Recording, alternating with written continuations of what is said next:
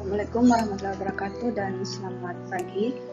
Jadi sebelum kita memasuki pembelajaran kita pada pagi hari ini, sebaiknya kita berdoa dulu ya. Berdoa dimulai. Selesai.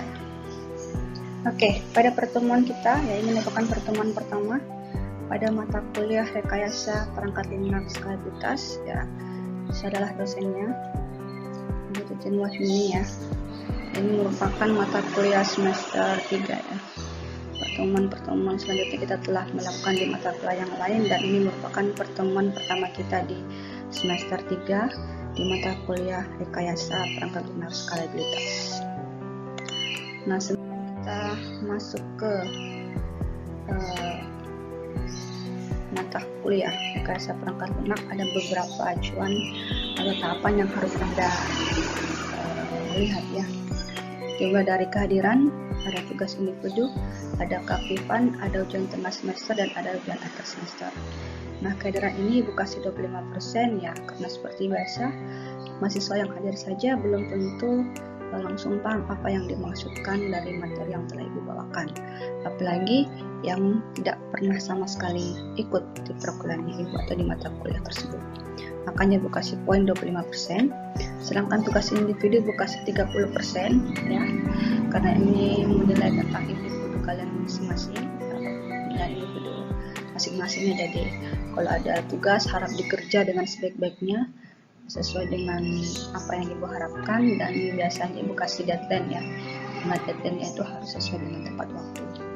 Terus keaktifan 15% ya, diharapkan selama dalam pembelajaran itu semuanya pada dari mahasiswa itu aktif ya selama perkuliahan berlangsung. Terus kita masuk ke ujian tengah semester, ibu kasih 15%, dan ujian akhir semester juga ibu kasih 15%. Jadi total keseluruhan itu adalah 100% ya dari total program dari ke 5 poin ini ya. Oke, kita lanjut ke manfaat mata kuliah ya. Jadi sebelum ibu membahas tentang manfaat dari mata kuliah RPL ini, di dalam rencana pembelajaran semester ibu itu ada 11 pokok bahasannya yang kita akan kaji sampai dengan pertemuan terakhir. Dengan pertemuan pertama itu dengan materi rekayasa perangkat lunak itu sendiri, terus yang kedua manajemen proyek perangkat lunak, terus yang ketiga model-model proses perangkat lunak, yang keempat ada software development life cycle atau SDLC, terus ada persyaratan perangkat lunak, ada desain perangkat lunak, ada perangkat lunak analisis dan tools design, ada strategi perancangan perangkat lunak, ada pengujian perangkat lunak, dan yang pokok bahasan terakhir di pertemuan ke-15 ada pemeliharaan perangkat lunak. Nah, kita kembali ke manfaat mata kuliah RPL sendiri ya. Yang pertama itu memperbaiki kualitas produk perangkat lunak. Terus poin kedua ada meningkatkan produktivitas, dan yang ketiga itu memuaskan teknisi perangkat lunak. Kita lanjut. Ada deskripsi mata kuliah. Jadi RPL ini yaitu merupakan disiplin manajerial ya, dan teknik yang berkaitan dengan pembuatan ya, dan pemeliharaan produk perangkat lunak secara sistematis, termasuk dari pengembangan dan modifikasi yang dilakukan pada waktu yang tepat dengan mempertimbangkan biaya serta memahami isu etika dan profesi yang penting untuk para perekayasa perangkat lunak. Jadi ini merupakan deskripsi dari mata kuliah RPL itu sendiri. Kita lanjut lagi, ada kompetensi standar mata kuliah. Jadi diharapkan ini semua mahasiswa atau adik mahasiswa ya memahami dan menjelaskan perangkat lunak baik dari aspek produksi perangkat lunak mulai dari tahap awal sampai tahap akhir atau pemeliharaan. Dari tahap awal itu seperti communication atau komunikasi, ada recruitment capturing atau analisis kebutuhan, ada specification atau spesifikasi yang terdapat pada perangkat lunak, ada desain ya, ada coding, ada testing, sampai dengan maintenance atau pemeliharaan ya, yang selalu berusaha menghasilkan keluaran atau output yang performanya tinggi dengan waktu penyelesaian yang tepat dengan biaya produksi yang rendah. Oke, kita lanjut. Strategi perkuliahan. Nah, di sini strategi perkuliahannya. Jadi mahasiswa itu dituntut lebih interaktif atau lebih aktif ya dalam pembelajaran tatap muka di kelas ataupun pembelajaran daring. Terus mahasiswa juga dituntut agar lebih mandiri ya untuk mencari bahan referensi baik di internet maupun di buku-buku ya yang dimanfaatkan sebagai bahan diskusi setelah ceramah interaktif dari ibu ya. Jadi kalian dituntut untuk lebih aktif ya, lebih mandiri ya dalam perkuliahan. Di strategi perkuliahan kita. Oke, kita lanjut lagi.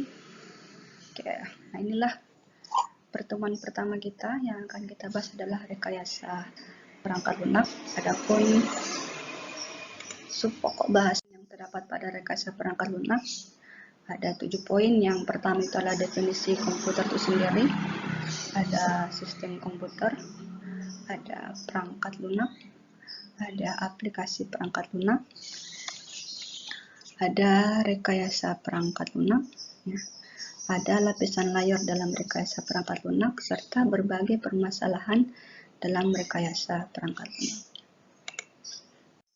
Nah, tujuan mempelajari rekayasa perangkat lunak pada bab pertama ini diharapkan para mahasiswa itu lebih mengenal lagi sistem komputer dan perangkat lunak itu sendiri.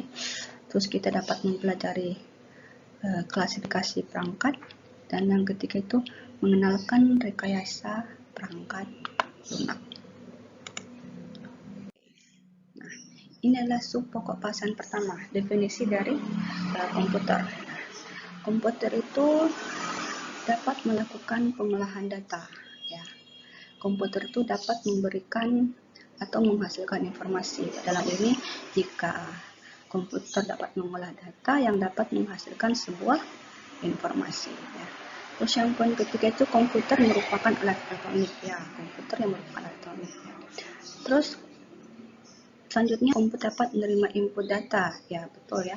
Dari prinsip komputer itu komputer dapat menerima input data baik teks, angka, suara, signal dan lain-lain.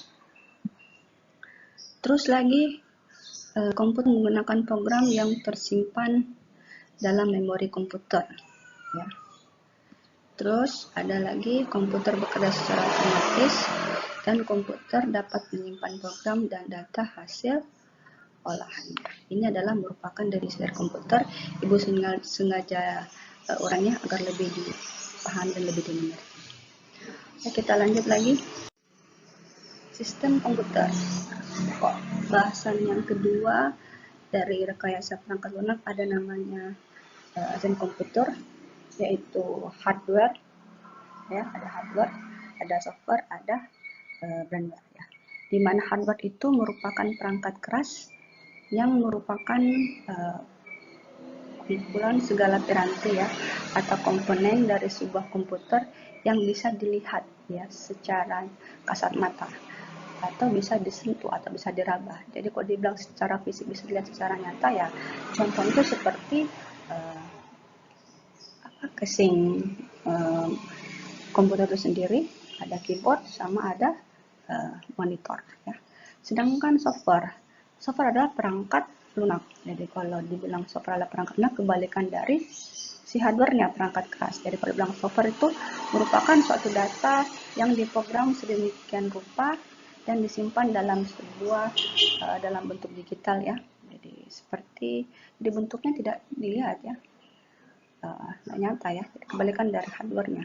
Contohnya itu seperti Microsoft Office, ada Mozilla, ya, ada Google Chrome ya. Contoh dari software ya.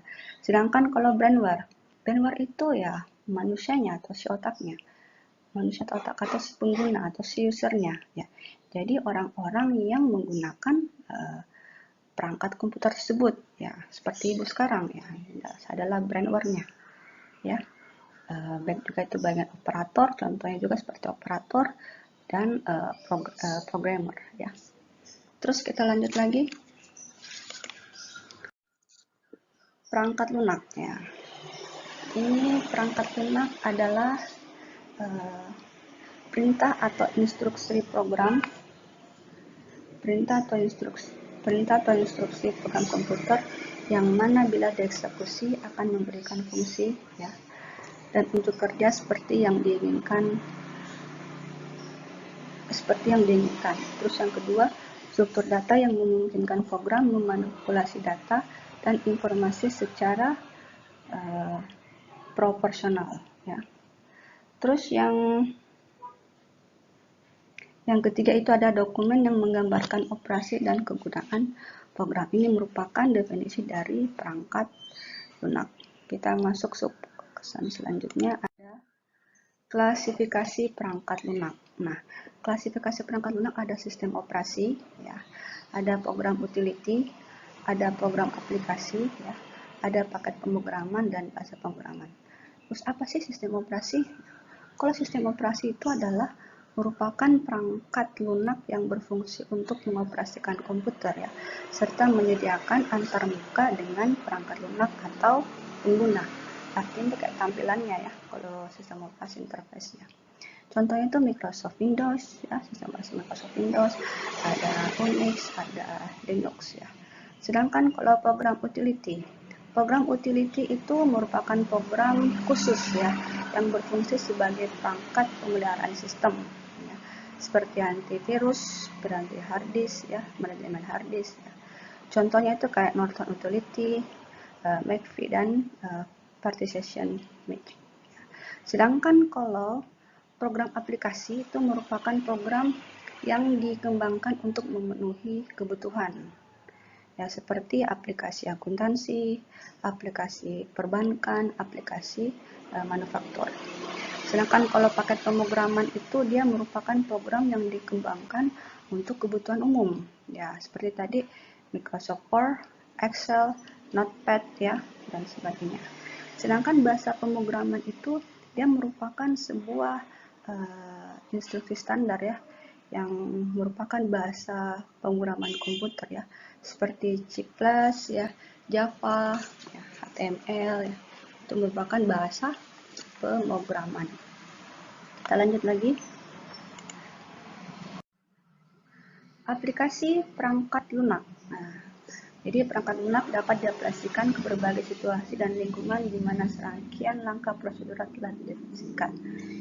Perangkat lunak sistem. Nah, yang pertama perangkat lunak sistem itu merupakan sekumpulan program untuk memberikan layanan terhadap program-program yang lain. Sedangkan kalau perangkat lunak real time itu program yang memonitoring, menganalisis, dan mengontrol kejadian di dunia nyata pada saat berlangsungnya aktivitas. Contoh real time itu seperti parkiran yang di Mall Mari ya. Dia memperlihatkan keadaan atau aktivitas yang sedang berlangsung. Apakah parkiran yang terdapat di Mall Mari itu ada parkiran mobil ya, apakah ada kosong atau terisi? Yaitu contoh dari perangkat lunak real time ya, mengontrol kejadian dunia nyata yang pada saat aktivitas berlangsung ya. Bisa juga yang kontrol pesawat juga bisa ya. Terus perangkat lunak bisnis. Jadi perangkat lunak bisnis ini perangkat yang digunakan untuk membantu proses bisnis dalam meningkatkan produktivitas bisnisnya ya. Contoh misalkan bisnis skala kecil ya, contohnya software akuntansi ya, kalau bisnis kecil ya. Terus lagi perangkat lunak teknik dan ilmu pengetahuan ya. Ini ditandai dengan keberadaan algoritma ya, atau number crunching ya. Contohnya ini sistem astronomi dan vulkanik ya. Terus kalau embedded system itu dia memberikan fungsi yang terbatas serta fungsi eksotik, misalnya keep control ya. Contoh ini pada kendaraan bermobil ya, contoh seperti penampilan panel pada dashboard sama sistem pengereman ya, sama kontrol bahan bakar. Itu termasuk salah satu contoh embedded system. Sedangkan perangkat lunak komputer personal itu seperti program yang seperti multimedia ya, database ya, terus pengolahan data. Jadi ini setiap waktunya ini akan mengalami tingkatan yang sangat pesat ya, komputer personal. Sedangkan perangkat lunak kecerdasan buatan atau AI ya. Jadi di mana di sini dia merupakan manajemen yang sangat kompleks ya, yang tidak dapat dilakukan dalam secara perhitungan dan analisis ya, secara langsung. Jadi contohnya ini kayak saraf tiruan, voice dan game ya, contoh dari perangkat lunak kecerdasan buatan. Oke, kita lanjut lagi ke rekayasa perangkat lunak ya. Apa sih rekayasa perangkat lunak? Nah, rekayasa perangkat lunak itu merupakan serangkaian proses yang amat panjang ya.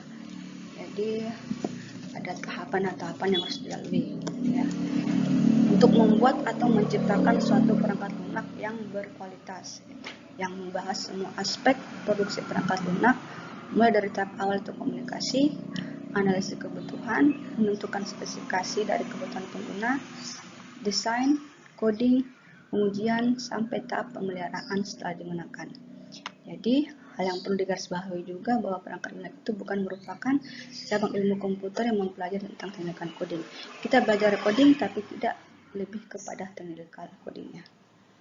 Jadi inilah pengertian dari rekayasa perangkat lunak.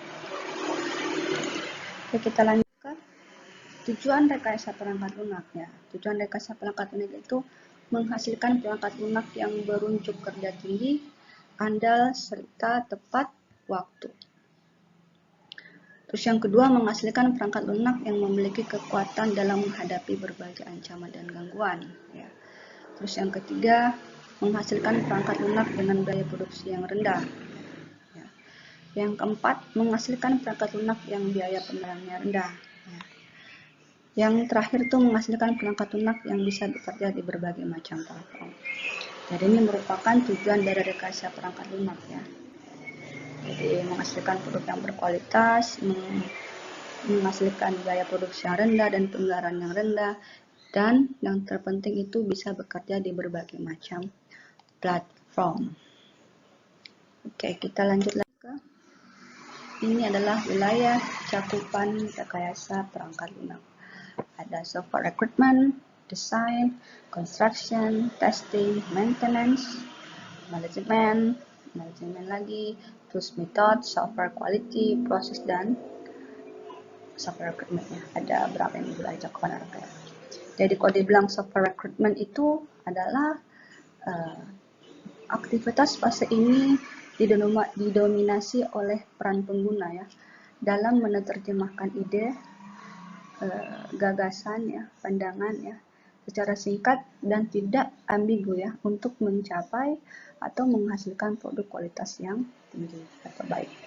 Sedangkan software design ini meliputi proses penampilan struktur ya, komponen antarmuka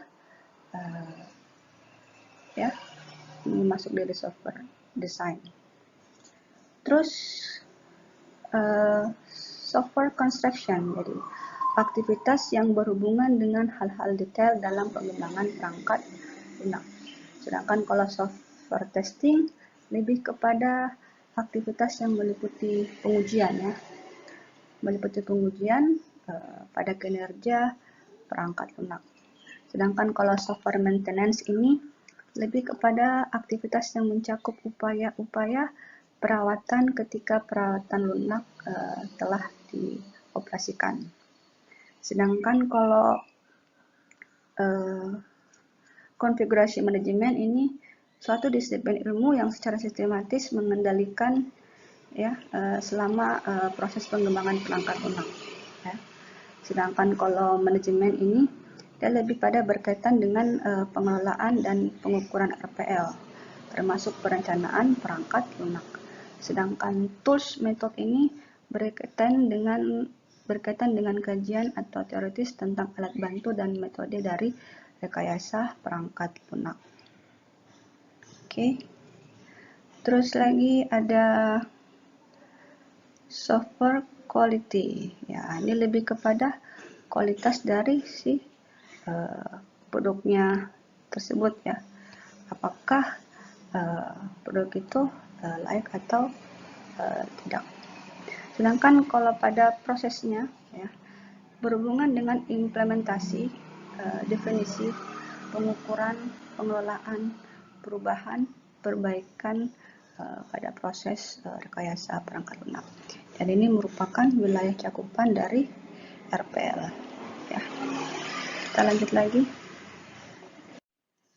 Nah, lapisan layar dalam RPL.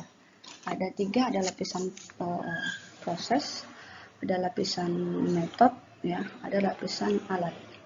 Nah, lapisan proses ini mendefinisikan serangkaian kegiatan secara garis besar yang harus disepakati untuk mendelivery teknologi rekayasa perangkat secara efektif. Ya, ini dibilang di sini bagaimana itu si syarat atau si pengguna bisa menyampaikan secara singkat dan tidak ambigu agar terciptanya sebuah teknologi rekayasa perangkat lunak yang secara efektif.